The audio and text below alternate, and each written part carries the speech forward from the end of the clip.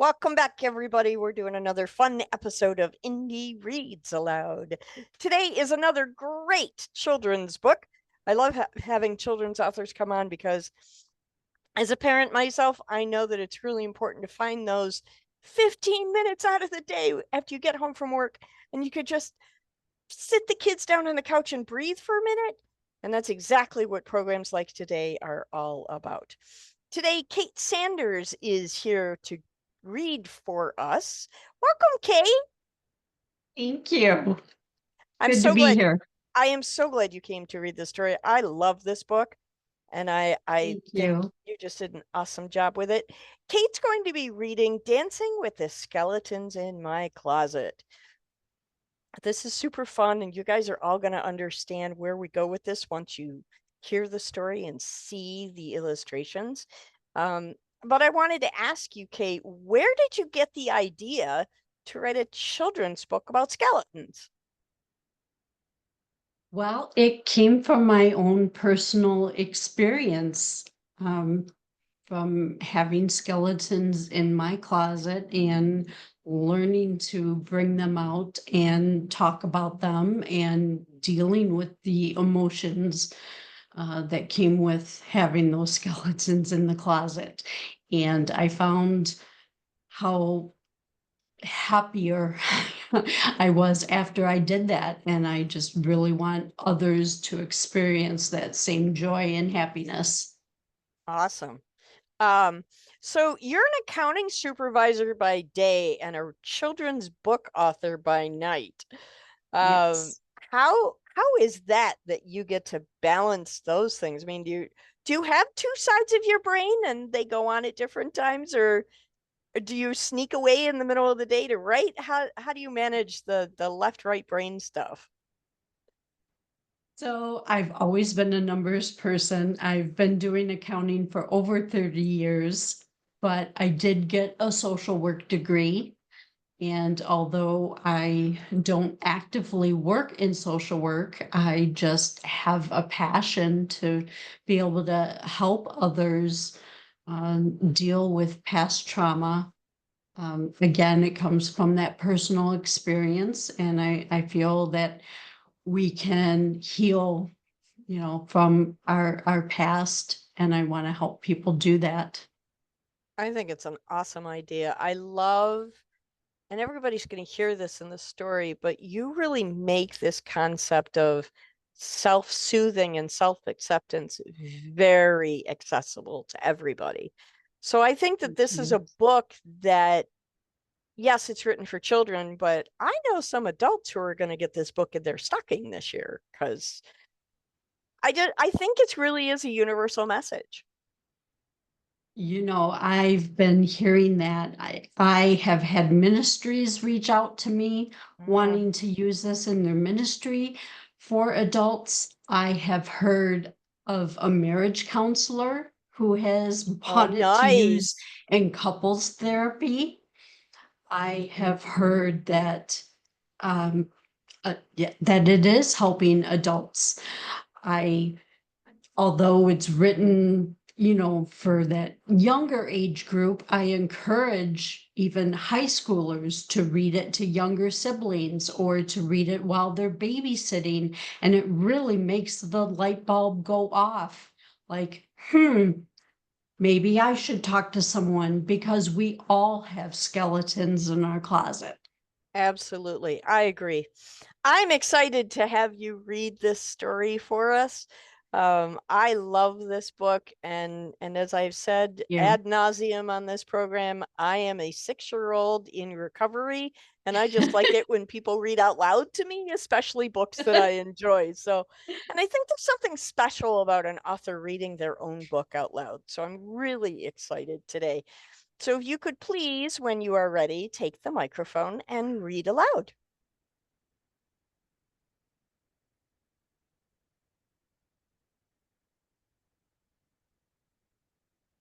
Dancing with the skeletons in my closet.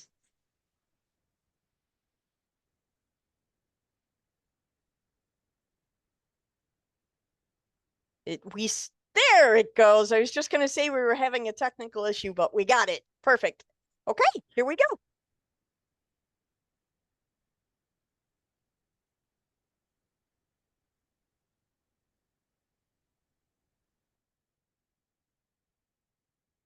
I apologize. Why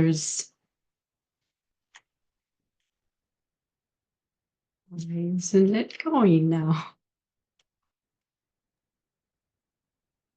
It looks like your page turner is being persnickety.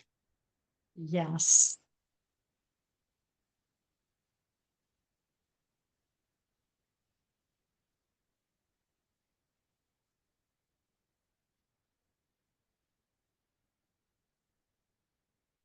Okay, while we work on the technical parts about this, I just want to let everybody out there in listening land know that we have lots and lots of children's books available for you to listen to on the program.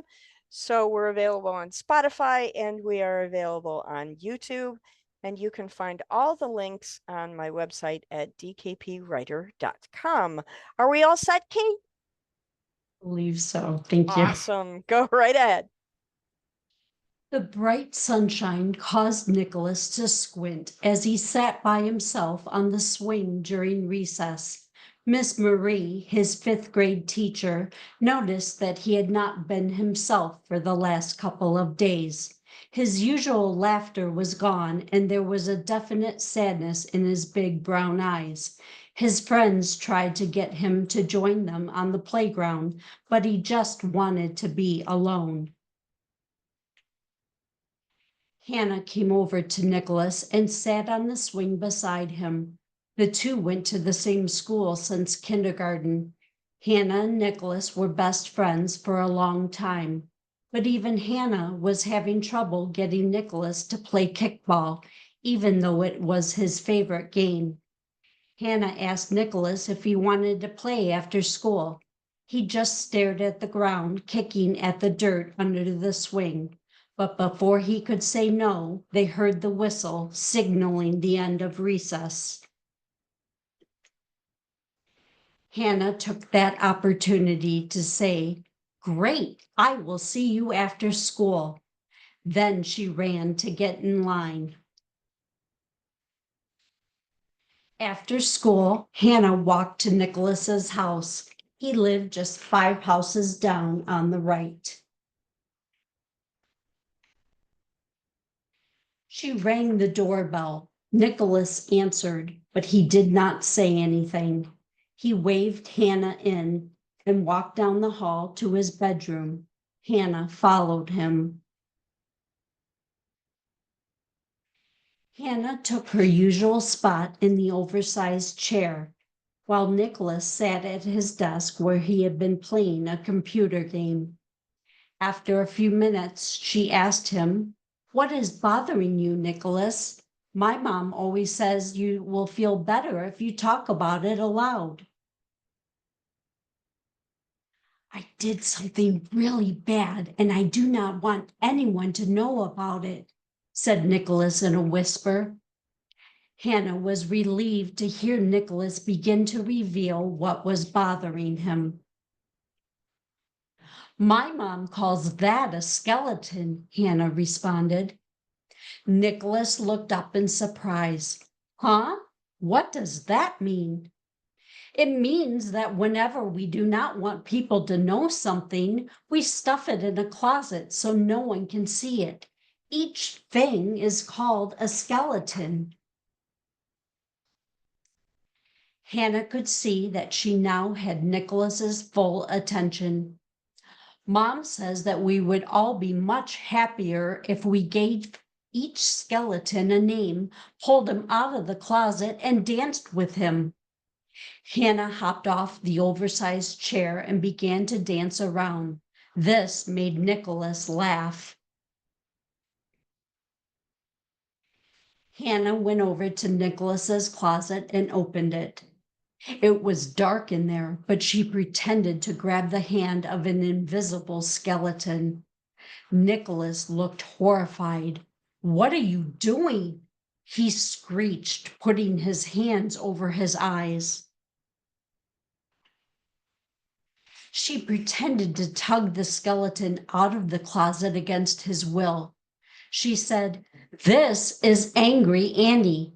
He is in here because I got angry at my little sister for breaking my doll, when it really was an accident, and she is too little to even know what she did wrong. I should have been angry at myself for leaving my doll out." Nicholas uncovered his eyes and watched Hannah begin to dance with him. Nicholas went to his computer and turned on their favorite music so Hannah could dance to it. After a few minutes, Hannah went back to the closet and grabbed another imaginary skeleton. "This is Shannon Shamester. She is in here because I broke my mom's glasses, and I told her that my little sister did it. Mom says that shame comes from doing something that we know is wrong, and we feel bad about it and regret it, like lying or keeping a secret that we should have told, yet we do not do anything to make it right. Then we feel unworthy of love." Nicholas looked at his friend in disbelief. Hannah danced around the room with her imaginary friend. She laughed and said, "Now you try." Nicholas hesitated, but then slowly walked to the closet and grabbed his imaginary skeleton. He said, "This is a Guilty Gus." They both laughed as Nicholas began to dance with Guilty Gus. Nicholas explained, "I saw a $5 bill on the table and took it. When Mom and Dad asked me about it, I lied and said I never saw it." This made him feel full of guilt, which sat in his belly like a brick. Sharing this with Hannah made Nicholas feel so much better, and he knew what he had to do. He went over to his piggy bank, opened it up, and pulled out the $5 bill that he took. He went into the family room and gave it to his mom. "Mom, the skeleton in my closet made me give the $5 back." She laughed and gave Nicholas a big hug. "I promise to never take something without asking again, and not to lie about it either. I hope you will forgive me." "Nicholas, that took a lot of courage, and of course I forgive you." His mother hugged him again. Nicholas could feel the guilt inside of him shrinking as they were hugging. He could not wait to get back to his room to tell Hannah. When Nicholas returned to his room, he and Hannah continued to dance with imaginary skeletons, naming each one and sharing with each other the wrongdoing they had done, or naming a feeling they experienced because of something that was done to them. Soon, Hannah had to go home for dinner, so they performed their secret handshake and said their goodbyes before Nicholas and his mom walked Hannah home.